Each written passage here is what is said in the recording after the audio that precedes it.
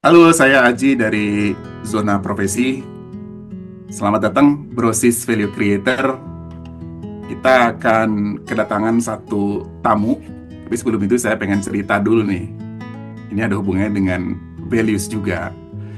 Jadi dulu ketika saya jadi seorang profesional, ya sekarang juga masih, mikir bedanya satu organisasi dan organisasi itu dengan organisasi yang lain itu apa sih?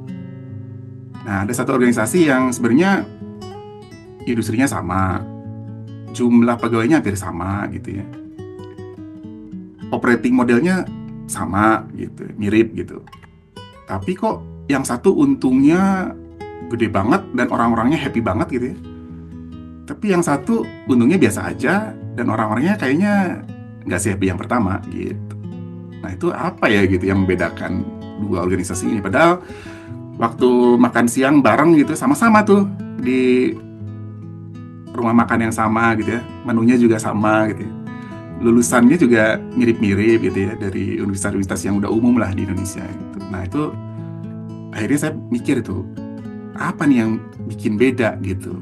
Nah ternyata pas saya selama perjalanan menjadi seorang profesional itu akhirnya saya nemu satu keyword yaitu values atau nilai-nilai atau sesuatu yang kita believe, yang kita junjung tinggi gitu.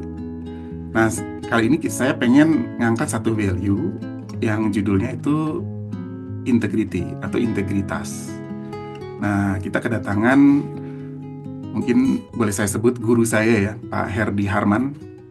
Beliau saat ini menjabat sebagai Direktur SDM dan Digital di Injourney atau nama PT resmi itu PT Aviasi Pariwisata Indonesia yang merupakan holding pariwisata di Indonesia yang menjadi penanggung jawab terhadap aktivitas pariwisata di seluruh Indonesia. Jadi saya pengen ngobrol sama beliau mengenai values integrity ini karena banyak sekali perusahaan yang mencantumkan integrity atau integritas sebagai core value-nya. Nah, tapi kan yang menjadi pertanyaan berikutnya adalah oke, value itu ada. Nah, terus gimana caranya supaya value itu menjadi nilai-nilai yang diyakini oleh semua orang dan dihidupi gitu. Sehingga nggak cuma jadi slogan atau logo doang, tapi menjadi sebuah way of doing dan way of being gitu. Nah itu kita pengen membahas dan mengupas pertama mungkin apa yang dimaksud dengan integrity gitu ya dalam sudut pandang pribadi, profesi, dan organisasi. Terus kemudian pertanyaan berikutnya adalah ini kenapa ini jadi penting gitu. Emang kalau misalnya nggak pakai integrity itu masalahnya apa gitu. Dan yang terakhir adalah yang selalu saya ingin gali gitu ya dari para praktisi yang high profile dan prominent adalah gimana caranya supaya nilai-nilai atau dalam hal ini khususnya integrity itu diterapkan dalam bentuk mungkin kebijakan atau sistem organisasi sehingga orang-orang itu yang masuk ke dalam organisasi ini akan terbawa oleh nilai-nilai yang sudah disepakati bersama tadi. Nah untuk itu kita sambut Pak Herdi Harman. Saya mengenal beliau ketika beliau masih menjabat sebagai Direktur SDM Telkom dan sampai saat ini saya masih berteman baik dengan beliau dan mudah-mudahan kita bisa mendapatkan ilmu yang berharga dan saya yakin sangat berharga karena beliau adalah orang yang subject matter expertnya lah di bidang ini gitu karena begitu ngomongin human atau human capital saya selalu teringat dengan nama beliau gitu. Nah untuk itu mari kita sama-sama dengarkan podcast kita mengenai value integrity.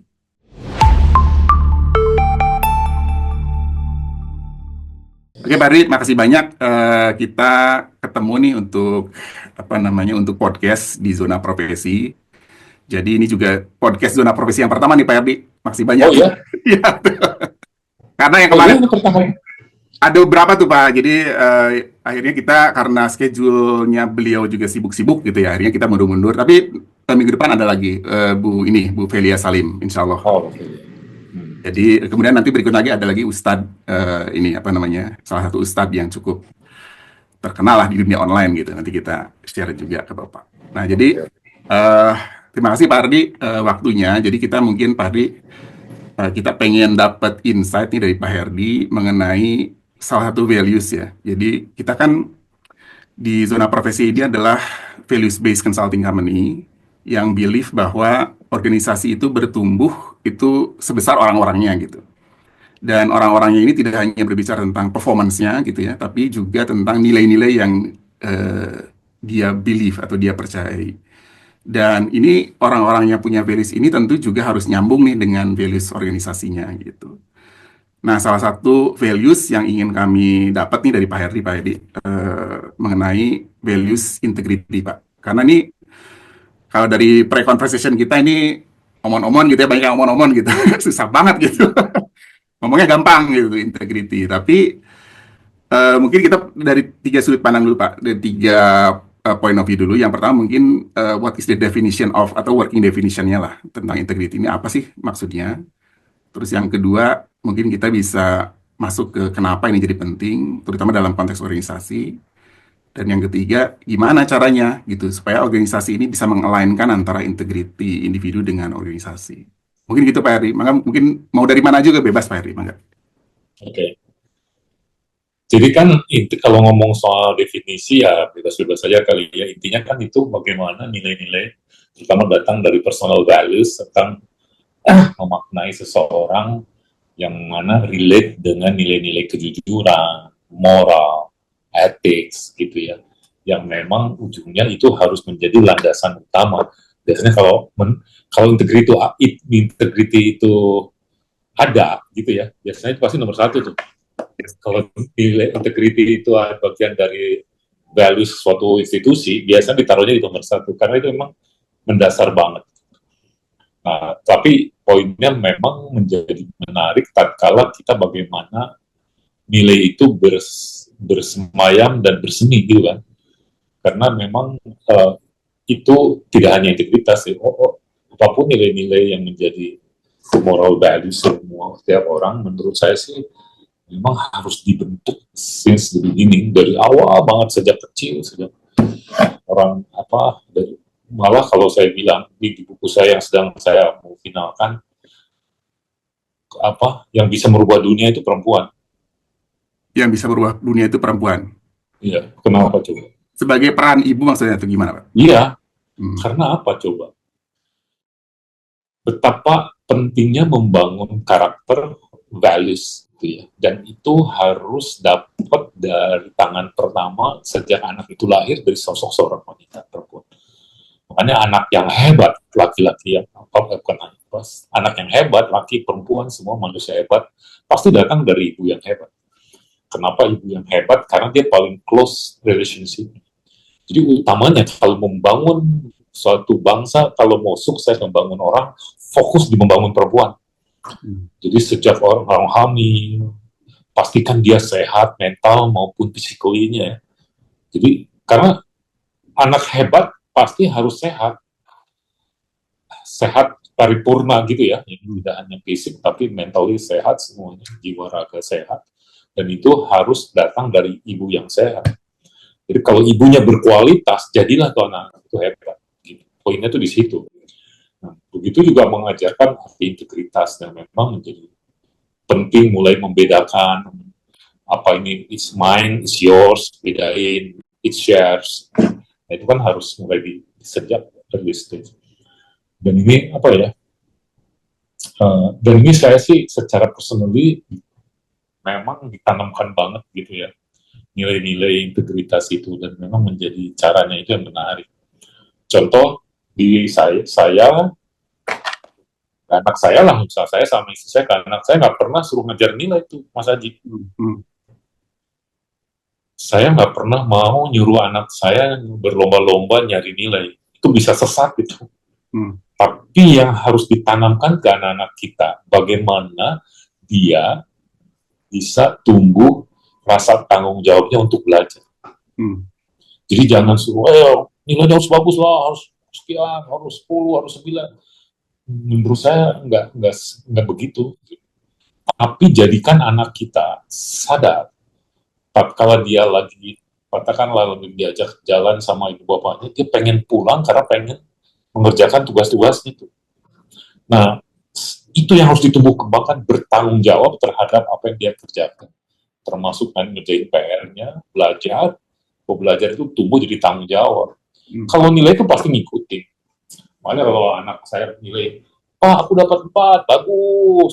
At least you know what went wrong, gitu ya. Terus nanti perbaiki, gitu. Nah, jadi kayak begitu. Jangan suruh anak kita belajar, tapi suruh dia gelisah, tapi bentuk dia supaya gelisah kalau nggak belajar. Demikian juga beribadah. Kan kalau disuruh-suruh, kadang-kadang kita suka nggak kena kan sebagai anak. Wah, sholat sembahyang, ataupun. Tapi begitu anak kita tuh menjadikan, dibangun, tumbuh rasa tanggung jawabnya, bahwa sembahyang itu jadi kebutuhan, dia ada gelisah tuh, kalau nggak sembahyang, ibaratnya begitu. Begitu juga belajar. Nah, esensi dari belajar itu kan bagian dari upaya yang harus, nilai pertama yang harus diajarinnya itu nilai-nilai integritas itu. Tumbuh bagaimana anak itu ini. Makanya saya tuh kagum, saya ya alhamdulillah ya dalam berkarir ini sepanjang hidup saya, banyak negara yang saya kunjungi, saya dapat sampai pada kesimpulan kenapa bangsa itu maju, which is dari nilai-nilai itu. Contoh nih, waktu saya mengambil master lagi di Washington DC waktu itu, lucu yang diajarin adalah kamu jangan nyontek ya. Sampai mahasiswa dan bahwa yang namanya nyontek, plagiat itu sangat very humiliating, merendahkan dirimu banget. Dan rasanya aku nancep banget. Aku tuh sejak SMP, aku punya teman SMP namanya Gustaman. Namanya Gustaman, teman sebangku. Itu kalau ulangan, aku tutup-tutupan nama dia, berlomba-lomba. Jadi nggak ada cerita nyontek, itu nggak ada dalam kamus kita. Justru berlomba sama dia, teman sebangku, siapa yang nilainya lebih bagus, maka dia berhak ditraktir. Gitu, setiap ulangan. Jadi kita tuh, kalau berdua tuh kayak bersaing, gitu. Jauh dari pikiran pengen nyontek, gitu. Enggak. Makanya itu tuh sangat mendasar banget. Jadi dalam segala hal tuh. Jadi kalau mulai di dalam sejak kecil ditanamkan bahwa itu nggak baik, ditumbuhkan rasa tanggung jawabnya, itu dapat. Dan itu bakal ngebentuk kalau dewasa. Kerasa banget. Jadi bener banget yang dirasain oleh Mas Aji ya. Jadi intinya saya juga bekerja itu buat saya nggak sekedar bekerja loh. Ya butuh materi, tapi it's not everything. Aku bekerja itu I'm looking for the values. Pernah ada satu masa saya pengen keluar dari satu pekerjaan karena ini kok nggak ada values yang aku dapet ya. Tapi begitu datang sosok yang memang buat saya sangat menginspirasi, memberikan value, that's it. Ini CEO kenal juga kagak padahal tuh. Oh, ini my CEO. Ini yang membawa company is gonna be greater and greater. Buat aku penting. Makanya advice-ku tuh ke teman-teman anak muda kalau aku diminta sharing ya. Pak Heri, perusahaan yang baik menurut Pak Heri untuk dilamar seperti apa? Nomor 1, saya bilang, kamu cari tahu siapa CEO-nya. Find who she is, gitu ya. Cari background-nya. Karena nahoda itu paling penting. Dan bagaimana his values, kalau perusahaan terpublik kan agak kebuka tuh ya. Cari tahu siapa sosoknya. Karena nomor 1 tuh menjadi penting. Nah, udah gitu bagaimana komitmen dari CEO itu menumbuh kembangkan values itu yang memang menjadi nilai-nilai yang ada di perusahaan itu. Sehingga pada saat rekrut itu cukup seseorang tes akhirnya ini cuma dilihat nih finalnya, ini orang cocok nggak hidup di living in our values gitu ya. Ini anak ini kalau mau kerja di sini, is he or she is going to be fit or not with our values gitu. Itu harus dari CEO. Ya, terus kemudian sisi lain lah dari perusahaan yang membayar untuk dilamar, ya dia juga harus komit membangun orangnya, membangun kulturnya, gitu. Dan kepedulian terhadap sustainability. Itu baru perusahaan keren, saya bilang. Gampang kalau peduli sama orang, kamu cek people development cost-nya seberapa jauh dia itu, perusahaan itu, membentuk orang-orangnya, membantu kulturnya, dan sebagainya. Itu refleksi dari value terhadap komitmen values terhadap ujung-ujungnya terrefleksi dari nilai kepada nilai perusahaan gitu. Nilai institusi dan terwujud dari komitmennya, dari budget-budgetnya ya, kalau dia memang perusahaan itu komit. So in other words, kembali ke nilai-nilai, nah khususnya integrity, benar sangat basic, sangat penting untuk modal dasar seseorang untuk apa maju. Jadi kalau pemimpin, kalau memang udah integrity level tinggi nih ya, dia udah selesai dengan dirinya tuh, Mas. Udah selesai dengan dirinya. Yang dia pikirkan, memastikan saya bermanfaat buat orang lain. Kalau saya ada di company, saya memastikan saya aset buat perusahaan. Always bring the company values gitu ya. Harus seperti itu. Makanya kebalik cara berpikirnya. Jadi jangan cari penghasilan, give values. Pasti penghasilan yang berinfo. Do not always ask what the company can do for us. Ask what you can do for the sake of our company. That's the values yang harus justru kebalikannya. The more you give, the more you get. Itu values-values yang memang menjadi penting kalau ingin perusahaan itu tumbuh dan berkembang dan berasal dari anak-anak orang-orang yang memang mempunyai values-values itu. Nah, makanya kuncinya di perekrutan tuh. Bagaimana cari bintang-bintang kehidupan, kalau bahasa buku saya pertama itu, Strongest by Best People, itu orang-orang yang punya values. Yang punya bakal memberikan meaning dalam bekerja, purpose gitu ya. Karena itu menjadi modal dasar. Nah, kalau refleksi ke company-nya tuh, kalau nilai itu bertumbuh kembang, nanti GCG-nya bagus tuh. Governance, tata kelola itu menjadi serius, penting gitu. Nah, values-values, jadi tidak sekedar code of conduct, tidak sekedar nice to have, tapi benar-benar disosialisasikan. Dan di kelas juga bagaimana diajari. Aku pernah punya pengalaman gini, Mas Haji, terkait dengan values-values. Waktu itu aku di Telkomsel ingat banget. Waktu menanamkan nilai-nilai kayak integrity, respect, enthusiasm. Enthusiasm waktu itu zaman aku bikin great values gitu ya. Di buku-buku lainnya, integrity, respect, enthusiasm. Sebelum akhlak datang tuh ya. Nah, bagaimana values itu menarik untuk disampaikan. Kan ibaratnya kalau kita ngasih tahu advice seseorang kan boring kecenderungannya kan, tidak menarik.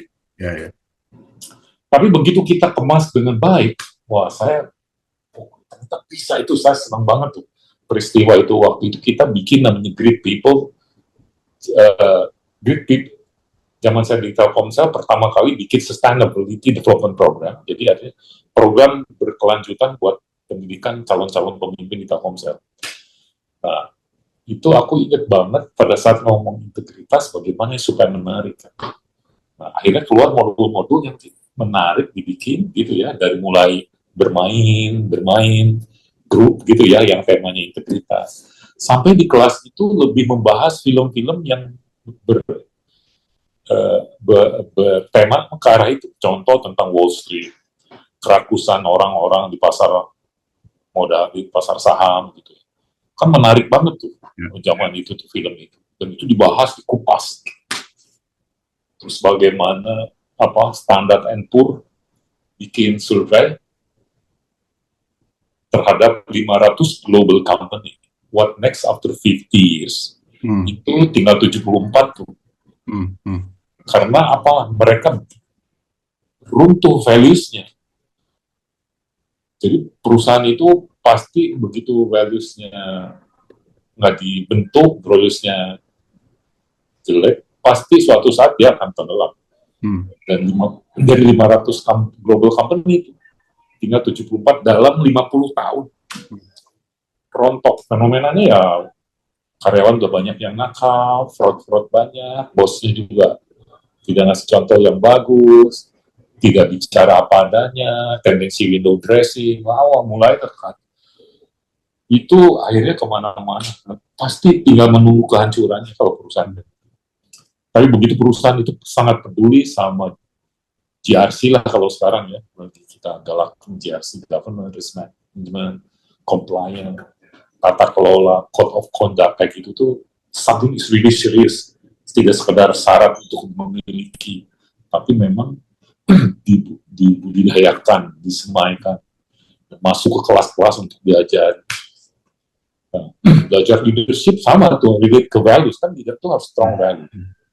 Nah, bagaimana itu bisa, jadi bagaimana leader-leader itu dieksplor values-valuesnya justru.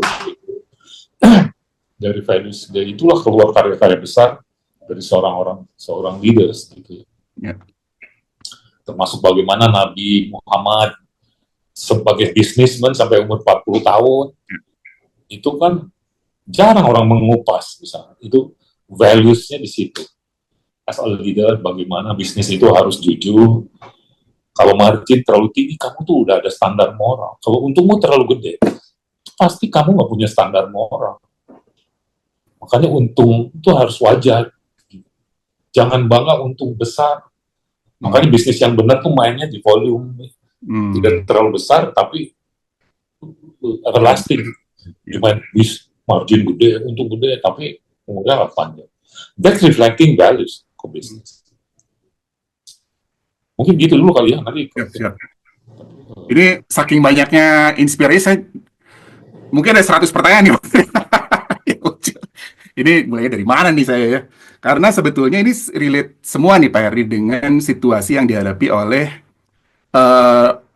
pribadi ya Pak. Jadi kita kan 3 fokus nih Pak. Sebagai pribadi, as a person gitu ya. Kemudian sebagai seorang profesional, in a profession. Dan juga kita sebagai insan organisasi gitu, in an organization gitu. Nah ini kan sangat-sangat relate nih dengan yang Pak Herdi bilang barusan gitu. Mungkin Pak Herdi, tadi Pak Herdi memulai dengan, ini dimulai dari rumah nih, bahkan lebih spesifik lagi dari ibu gitu, dari seorang perempuan gitu. Which is kemudian anak, saya bisa melihat sih Pak, artinya sekarang saya jadi dosen wali gitu ya, saya bisa melihat nih, ini anak-anak wali yang orang tuanya tanda kutip gitu ya, bagus gitu. Dan itu memang kelihatan dari anaknya gitu, sopan gitu, terus ya berakhlak dan segala macam gitu. Nah mungkin kalau saya mungkin Pak Heri bisa kasih kita insight karena Pak Heri kan pernah beberapa kali menjadi direktur SDM ya Pak Heri ya. Dimulai tadi Pak Heri bilang dimulai dari rekrutmen nih Pak. Nah untuk make sure bahwa Pak Heri mendapatkan bintang-bintang kehidupan yang memegang tinggi, menjunjung luhur nilai-nilai integritas ini, caranya Pak Heri itu gimana Pak dalam proses rekrutmen itu? Jadi mungkin karena dulu kita pernah di RKCI kan ya. Waktu itu kita merekrut bersama. Ya. Jadi yang sekarang jadi RBB. Ya. Itu intinya tuh harusnya BUMN itu punya values yang standar. Untuk jadi insan BUMN itu harus punya values yang standar. Makanya yang namanya values sama pendidikan disiplin yang akhirnya banyak ke kerjasama militer itu di depan bersama-sama gitu.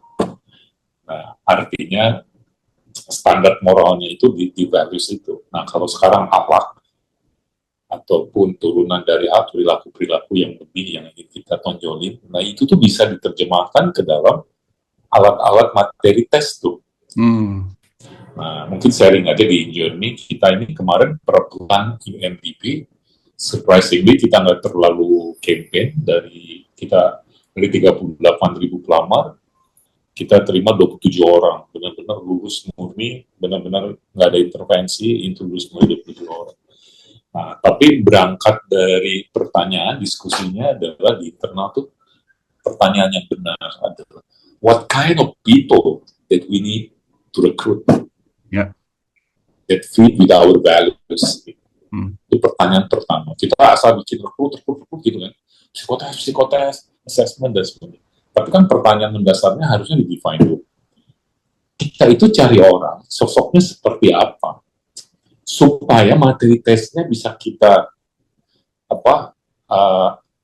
tuning sedemikian rupa supaya orang-orang di values tertentu yang kita dorong itu dapat gitu loh. Nah, di samping akhlak, kita agak pengen dalam ke sosok yang heroes tuh. He itu high achiever. E stand for R, resilience, opportunity creator. Nah, kemudian apa namanya, eager to learn, strategies, itu heroes. Nah, itu aku terjemahkan misalkan high achiever. Orang yang memang high achiever itu seperti apa? Kalau nggak salah saya tulis di buku awal saya. Orang-orang yang gelisah. Anak-anak yang gelisah tatkala tanggung jawabnya belum dia deliver tuntas. Aku cari anak-anak yang begitu. Anak-anak yang gelisah dalam artian positif ya. Nah, dia itu sangat strong komitmennya untuk bangun prestasi. Karena di sini value yang ditanamkan adalah living legacy. Setiap insan in journey group harus punya legacy. Whatever your level is, in which level, pokoknya mimpimu tuh, apa yang kamu wariskan kalau kamu nggak di situ lagi. In any level. Nah, itu harus kamu bangun. Harus bangun. Mimpimu harus tinggi. Dan orangnya pasti gelisah tuh. Kalau itu belum kecapai, tapi positif ya. Nah, kayak begitu tuh. Jadi kembali ke perekrutan. Saya akhirnya sampai diskusi sama tim ahlinya, para psikolog, tim rekrut saya duduk bareng mendesain alat tesnya itu. Nyari orang-orang high achiever, ethics, resilience, dan opportunity creator, dan seterusnya itu kalau pakai alat tes mana yang paling relevan dan presentasinya seperti apa dan semua. Nah kayak begitu tuh, karena harus dapat yang diharapkan oleh kita semua, sosok-sosok. Nah itu makanya start dari rekrut itu. Karena pernah suatu masa waktu saya jadi salah satu direktur, CEO saya pernah challenge, karena ada seseorang leader cukup senior, perilakunya sangat memprihatinkan. Artinya dia akseptabilitasnya rendah. Gelarnya sabuk A berPS3 itu. Tapi no one want her, kebetulan her ya. No one want her. Untung aku aku kan selalu mencoba bikin ini talent management kayak aplikasi ya, yang bisa setiap orang tuh punya skor, setiap karyawan tuh punya skor. Termasuk salah satunya adalah endorsement score. Kalau di endorse sama atasan, kamu dapat skor sekian, di endorse sama piringmu, anak buahmu dan sebagainya itu. Dan skor-skor lain berwujud jadi skor, gitu, total skor. Nah dari situ dia tahu, kamu bisa lihat, no one wants, nggak ada yang pengen kamu. Makanya saya tuh bilang ke teman-teman, jadi kalau bisa jadilah sosok-sosok yang dicintai, yang lovable. Karena pinter aja nggak cukup. Pinter aja nggak cukup. Nah ini kelihatan pada saat sidang talent committee itu, sidang jabatan lah, sidang talent committee. Orang-orang yang sangat dicintai itu pengennya ditarikin, buat saya, taruh di saya aja. Tapi yang sosok yang kontroversial, jangan. Biar pusingnya ada dia mah bikin kerjanya kritik melulu, tapi nggak pernah ngasih kontribusi, protes aja. Nggak mau. Pertanyaan dari CEO saya waktu itu, gimana sih kamu merekrutnya? Kok bisa? Orang seperti itu jadi karyawan. Kok bisa ya? Dan dia sempat ke saya juga challenge bahwa kenapa karir saya nggak naik, padahal saya sudah S3 gitu ya, dan sebagainya. Nah, saya ngeliat itu. Tapi poinnya itu kan orang tuh kadang-kadang setiap orang punya blind spot kan, Mas Aki ya. Cuman ada yang gede spotnya, ada yang enggak. Yang gede ini yang parah tuh. Dia pikir dia oke-oke aja, tapi masyarakat nggak begitu menilai dia. Nah, itu yang orang harus disadari. Tapi yang menggelitik itu pertanyaan yang dari CEO, sebetulnya gimana sih cara kalian orang-orang SDM merekrut orang? Orang yang nggak sesuai dengan values kita, kok ada di situ, ada di tengah-tengah kita, gimana? Gitu. Nah, itu terkenang banget challenge question yang di deliver dari CEO saya. Sehingga saya tuh benar-benar kalau ngerekrut itu benar-benar desain alat tesnya itu benar-benar dapat lah gitu. Ya. Karena manusia itu kan ciptaan Tuhan yang sangat luar biasa, paling luar biasa menurut saya. Kita nggak bisa ngejudge orang apa ya, karena sangat kompleksnya itu. Ya. Makanya aku dimanapun di perusahaan yang aku lalui selalu kebijakanku nih, talent community itu harus ada, wajib. Nggak boleh nunjuk-nunjuk orang tuh berbasis like and dislike, basis satu orang, tapi dibahas barengan. Mengisi jabatan itu dibahas, ini kandidatnya siapa itu diskusi. Karena bisa jadi bagus menurut A, belum itu bagus menurut si B. That's people tuh beda, tergantung pengalaman pribadinya berinteraksi sama orang itu kan. Tapi kalau di awalnya perekrutannya udah baik, kita itu bisa lebih fokus ke benar-benar ke job target competence. Kalau dia nanti ngisi posisi ya. Ya. Jadi job targetnya apa, dianya seperti apa, gapnya itu yang diukur. Artinya masalah karakter, masalah values itu udah selesai gitu ya, harapannya begitu. Tapi memang nggak, artinya ya selalu ada aja, nggak bisa sempurna. Ya. Termasuk kita juga dalam memilih tim gitu, PR yang membuat saya tertarik itu adalah yang paling susah itu apa masa pengalaman membangun tim. Membangun tim yang strong gitu ya. Karena pasti tim itu dalam konteks, misalkan saya sebagai direktur SDM, kepala kantornya cocok sama anak buahnya, gimana ya, GM sama manajernya, vice president sama asisten vice president. Atau kalau di level direksi itu, direksi sama dirut sama direksinya tuh dapat, komut sama komisarisnya dapat. Artinya chemistry-nya kebangun. Karena begitu dapat tuh kliknya itu powerful itu. Ya. Tapi begitu nggak ngeklik, nggak dapat, itu PR banget, capek itu. Kerjanya konflik, disharmoni di dalam satu unit kerja itu repot, PR yang paling susah. Makanya saya sempat bikin, kan saya orangnya rada cukup ngulik gitu ya. Oke, kalau nomor satunya udah kita pilih, katakanlah kita milih GM gitu ya. Oke, mestinya manajernya yang mau anak buahnya dia, pastikan DNA-nya cocok sama si GM-nya tuh. Jadi dari hasil assessment, dari hasil tes itu dapat link chemistry-nya itu dapat. Nah, memang chemistry menjadi sangat penting di dalam mempertimbangkan pimpinan dalam membentuk tim-tim di bawahnya gitu ya. Bisa dapat skor itu tuh dari hasil assessment. Jadi saya tuh bisa, kalau bisa nih, saya bilang ke tim saya, hasil assessment psikotes itu jangan masuk laci, diolah. Itu dalam konteks untuk tadi itu, mencari chemistry. Pak, ini lanjut tadi kan setelah direkrut nih, orang kan masuk tuh. Ya tadi Pak Heru udah bilang tuh, manusia itu kan dia sangat dinamis ya, kompleks, dinamis gitu ya, different gitu ya, divergent gitu. Terus kemudian setiap hari kan dia berevolusi tuh Pak, dengan interaksi orang-orang di sekelilingnya tuh. Ada yang berevolusi gitu, pelan-pelan berubah, apa itu ke arah yang lebih baik, atau mungkin ke arah yang tidak diinginkan perusahaan. Ada juga yang berevolusi tuh Pak, tiba-tiba semalam berubah aja tuh orang. Saya sering lah ngadepin kayak gitu. Kan dulu sempat waktu saya masih di di salah satu perusahaan tuh isu soal radikalisme gitu kan. Ada tuh yang semalam Pak berubah gitu. Nah, kalau dalam konteks values Pak, apakah itu hubungannya dengan evolusi seseorang atau mungkin dengan perubahan mindset seseorang yang bisa jadi berubah tiba-tiba. Nah, itu kalau dari konteks organisasi, Pak Heri itu ngejagainnya gimana Pak?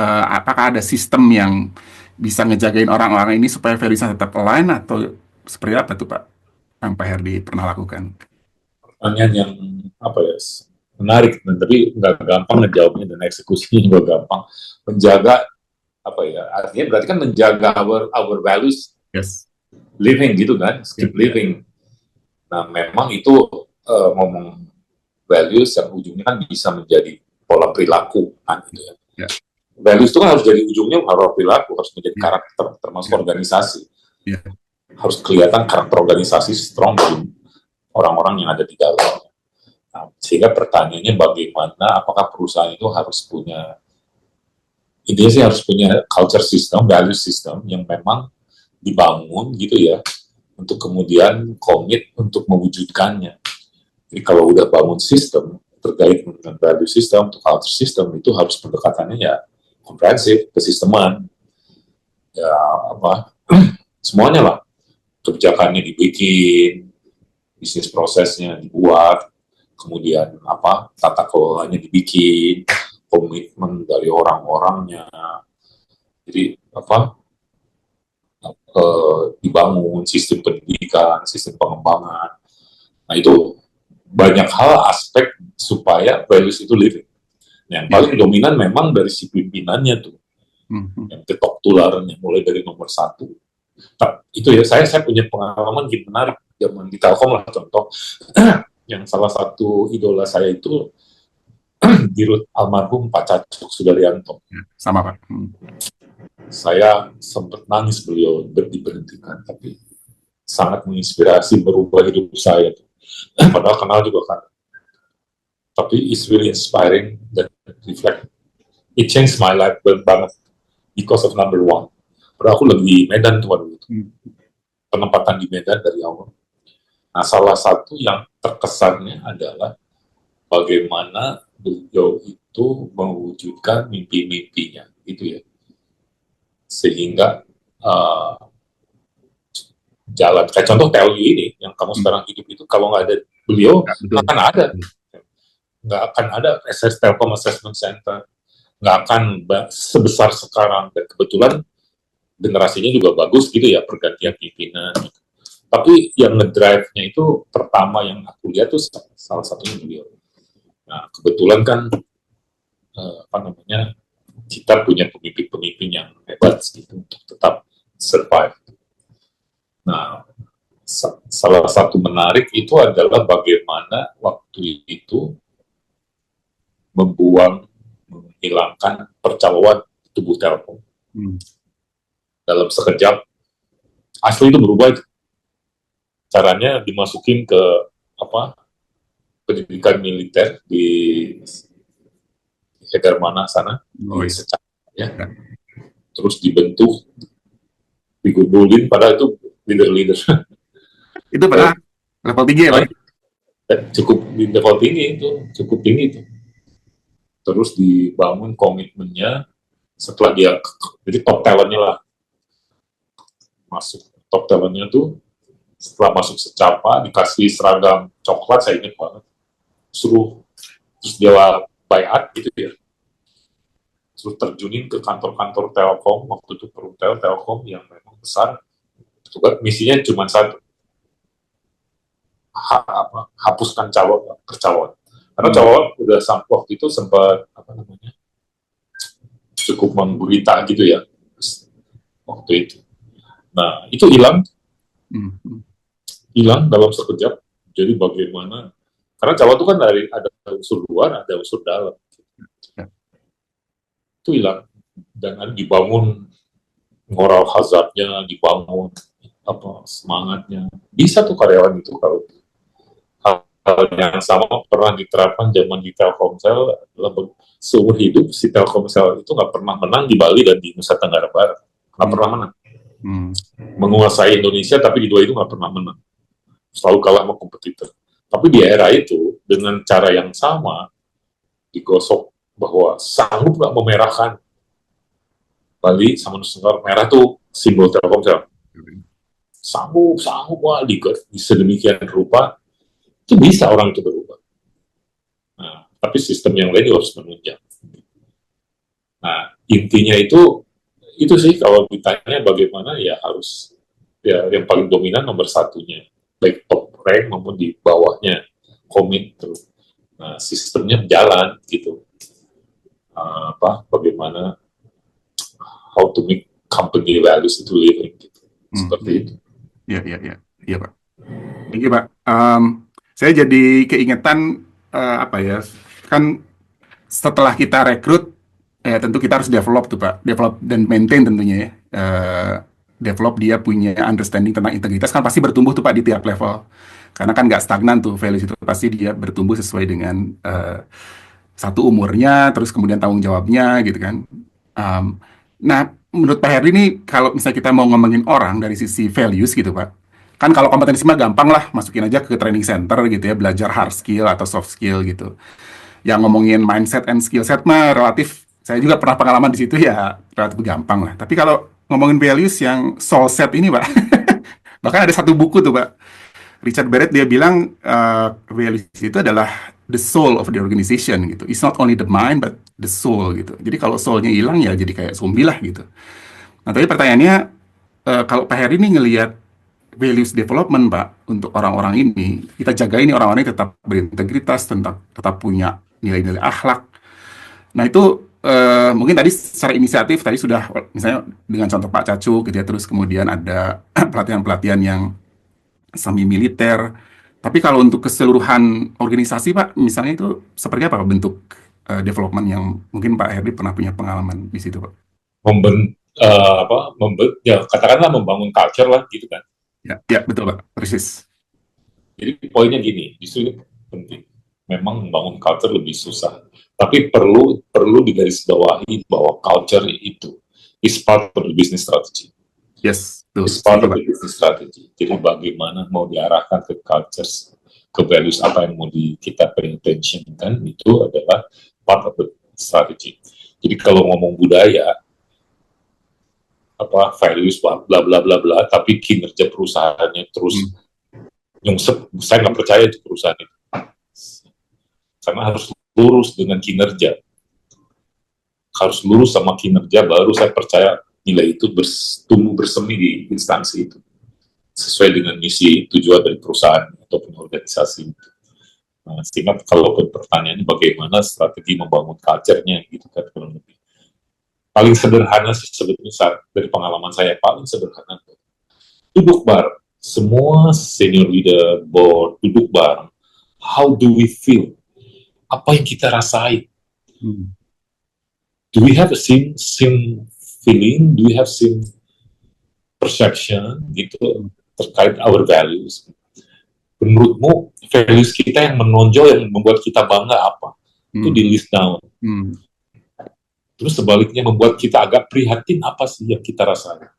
Nah, tatkala dari 70% lebih orang berpendapat sama terhadap satu values yang lemah, then that's the pinpoint of our values. Katakan begitu. Maka fokusnya di situ. Itu cara yang sederhana. Fokus. Jadi culture activation programnya itu mengarah ke situ. Jadi kalau misalkan kita punya values yang masih berkisar di pusaran integritas gitu ya, kok masih ada pegawai kita yang fraud ya, ambil duit perusahaan misalkan gitu ya. Maka bagaimana culture activation program ini dibikin untuk memastikan itu tidak terjadi lagi. Artinya mulai dari role modelingnya, program pengembangannya harus mulai disiapin, teknologi juga, kan teknologi baru.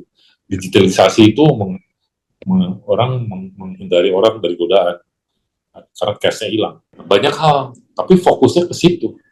Karena values itu tidak cukup dikasih tahu, kamu jangan nyuri ya. Nggak cukup berhenti di situ. Kita tahu nyuri itu satu hal, kamu jangan, nggak akan selesai. Tapi lingkungannya harus kebentuk juga. Ada hukuman sosial yang memang berangkat dari social values yang ada di situ. Terus program-program pengembangannya juga mengadres itu. Jadi value sistem culture system yang dimiliki perusahaan itu diarahkan ke values itu yang menurut 70% sekurangnya 70% lebih itu kelemahan kita. Misalkan itu tuh Mas Aji, kalau saya tuh advisor karena saya gitu. Jadi semua level, jadi di board, kalau di perusahaan board, di BOD-1, BOD-2, -3, diadakan diskusi yang sama, seluruh pertanyaan yang sama. Itu surprisingly bisa datang menuju ke salah satu values yang kuat dan yang lemah. Sorotan kita. Nah, yang lemah itu yang mestinya menjadi sorotan kita, bagaimana culture activation programnya didesain mengadres itu. Pak, satu pertanyaan lagi Pak, terakhir. Ini kan ketika kita bicara tadi culture activation gitu ya, tentu kan pasti ada enforcement gitu ya. Dalam konteks organisasi kan pasti ada yang disebut kalau di dunia manajemen itu ada istilah pull and push factor atau stick and carrot lah kalau yang lebih populer itu. Atau insentif sama punishment gitu. Nah, seberapa sih Pak kita perlu memainkan dua faktor ini Pak untuk mastiin bahwa lu kalau misalnya lu nggak begini, nggak ikut value sini, ya udah gitu. Worst case scenario-nya atau ultimate punishment-nya lu pindah ke perusahaan yang values-nya yang lu suka aja gitu. Nah, itu gimana tuh Pak, Bapak endorse atau enforce itu? Ya, poinnya adalah reward and punishment, carrot and stick itu harus ada. Kalau enggak, artinya itu bagian dari sistem yang tadi saya maksud. Membangun culture itu seperti apa? Salah satunya reward and punishment, carrot and stick itu harus dimainkan tuh. Jadi kalau biar hadirin tahu, biar masyarakat tahu, biar karyawan tahu, kalau ada orang nyolong di perusahaan kita, misalkan keluar, tuntut ganti rugi keluar, misalkan. Orang harus tahu itu bahwa ada punishment, bagian menjadikan alert buat itu. Tapi kita juga harus ngasih reward kepada orang-orang yang punya nilai bagus, berjasa, yang justru mendorong nilai-nilai kejujuran gitu ya. Misalkan kalau di airport ada karyawan kita yang jujur, nemuin dompet yang hilang, atau dompet yang jatuh, itu harus diapresiasi. Nah, hal-hal yang sederhana seperti itu harus dipastikan bagian dari upaya kita membangun nilai-nilai tadi itu. Ya seperti itu. Dan yang paling pentingnya juga communication forumnya harus terus kebangun. Jadi ada apa ya? Jadi ini tuh jadi kayak ada sering dialog, ngobrol, communication di lingkungan suatu instansi, perusahaan ataupun organisasi apapun yang memastikan nilai itu bagian yang topik yang cukup intens dibahas lah. Gitu. Siap Pak, siap. Saya jadi karena